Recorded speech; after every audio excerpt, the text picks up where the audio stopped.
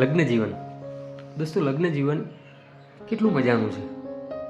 ઘણા બધા લોકોને લગ્ન જીવનથી નાના મોટા પ્રોબ્લેમો રહેતા હોય છે, નાની મોટી તકલીફો રહેતી હોય છે. ઘણા લોકો જેના લગ્ન નથી થયા એ લોકો એવું વિચારે છે કે લગ્ન કરી લેવા જોઈએ બહુ જલ્દી, અને અત્યારે હાલ તો લગ્નની સિઝન ચાલે છે, લગ્નનો માહોલ છે.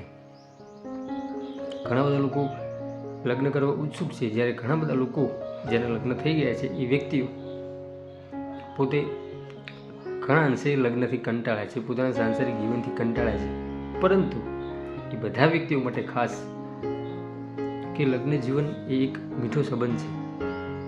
ક્યારેક પ્રેમ, ક્યારેક ઝઘડો, ક્યારેક ગુસ્સો, ક્યારેક ખૂબ લાગણી, આ બધું લગ્ન જીવનની અંદર ચાલવાનું છે. આપણે ખૂબ પ્રેમથી, ખૂબ હળીમળી આપણા પાર્ટનર સાથે જો આપણે રહીએ તો લગ્ન જીવન ખૂબ મજાનું લાગે. પરંતુ જ્યારે કોઈની ખોટી વાતોમાં આવી, કોઈની ખોટી તકરારોમાં આવી અને આપણા પાર્ટનર સાથે ખોટી બહેસ કરીએ, ના બોલવાનું એની સાથે બોલીએ, ખોટા વહેમ, ખોટા ઝઘડા આપણા પાર્ટનર સાથે આપણે જો અંદરો અંદર રાખીશું તો જીવનમાં કોઈ મજા નહીં રહે, લગ્ન જીવનની કોઈ મજા નહીં રહે. અને ક્યારેય કોઈ પણ વ્યક્તિનું લગ્ન જીવન એકદમ સીધું અને સરળ ક્યારેય નથી ચાલતું. નાના મોટા ઝઘડા, નાની મોટી તકરારો બધું ચાલશે, સાથે સાથે દિવસો વીતશે. પણ એ વ્યક્તિ જે તે તમારું પાર્ટનર છે, સ્ત્રી હોય એ પુરુષ હોય કે જે કોઈ તમારી પત્ની હોય કે પતિ હોય, એ વ્યક્તિ જ્યારે તમારી સાથે નહીં હોય ત્યારે તમને એવું રિયલાઇઝ થશે કે એ વ્યક્તિની મારા જીવનની અંદર શું જરૂર છે. આજે ઘણા બધા લોકો જોઈએ છે કે પોતાના લગ્ન જીવનથી કંટાળી જાય છે અને છેલ્લે નાની મોટી તકરારોથી હારી અને ડિવોર્સ લેવા માટે તૈયાર થઈ જાય છે. પણ આવું કરવાની ક્યારેય કોઈ જરૂર રહેતી નથી. પતિ પત્નીના નાના મોટા ઝઘડા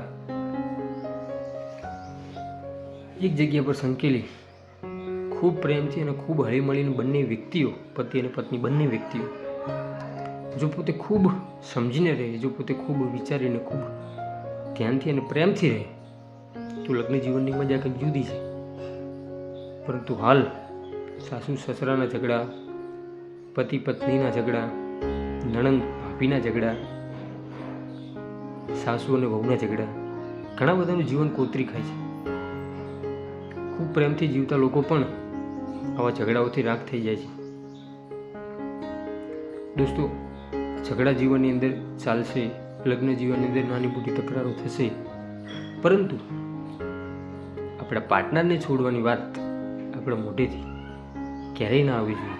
ખૂબ પ્રેમથી, ખૂબ હળીમળી પોતાના પાર્ટનર સાથે આપણે રહેવું જોઈએ.